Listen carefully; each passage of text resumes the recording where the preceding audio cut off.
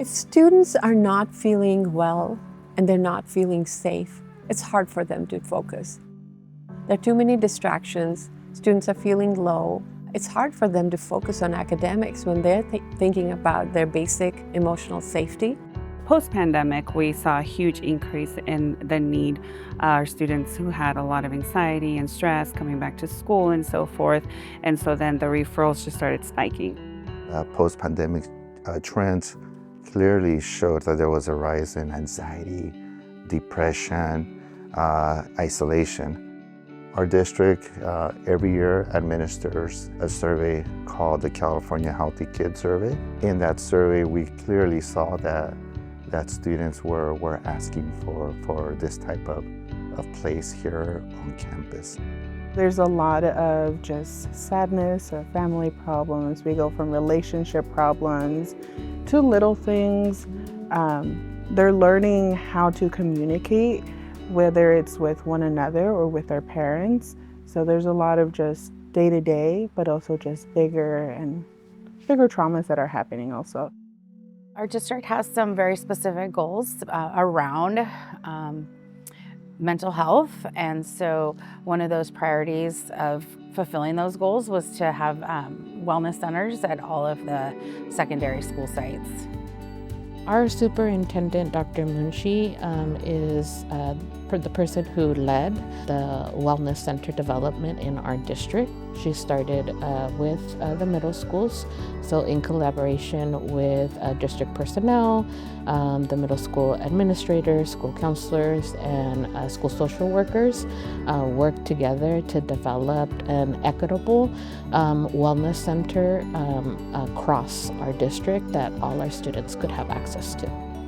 We made inclusivity and culturally responsive a priority in our wellness center by prioritizing our students' input, by seeking their input as they would be the ones benefiting from the wellness center. Our school counselors, our social workers, they were instrumental in making this place happen. They wrote grants and they got some funds to help purchase the furniture and some of the supplies and materials that we have here. We had the opportunity to visit local wellness centers that were already implemented. The County Office of Education in Santa Clara County also had a wellness center in Elliott, which is a local elementary school. So we got to see real life implementation of the wellness center, which was very helpful because we can envision something, right, and do research on it, but there's nothing like actually being able to see the model. We have seen now a decrease in those referrals because students have a space, right? So they know that if something comes up during the day or they're having a stressful day in the morning or what have you, like to kind of self-regulate and get through the day, they have a space where they can come to and get the support. And sometimes all they really need is a space. First time I walked in, it was very calming and I felt nice. Usually in my last 3 classes, it's loud and it gives me a headache sometimes. So I like to come here to give take a little 15-minute break. I usually talk to Miss Veronica about things that are going on with me, or I come in with a friend and make bracelets or just sit down and talk. I feel great after leaving the wellness center. It's made me feel better about coming to school because there's some days where it is very overwhelming. So by coming here, I feel a little lighter by the time I leave. So it's had a good impact on me.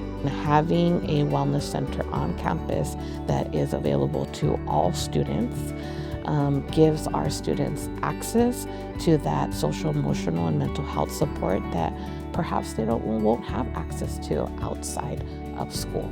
We obviously hope that we can continue to receive funding. We are actively looking at grants, we are looking at various funding sources, we are strategic in how we fill these positions. It really is a core belief in our district that the wellness of our students and staff is critical for us to improve as a district and to make some progress.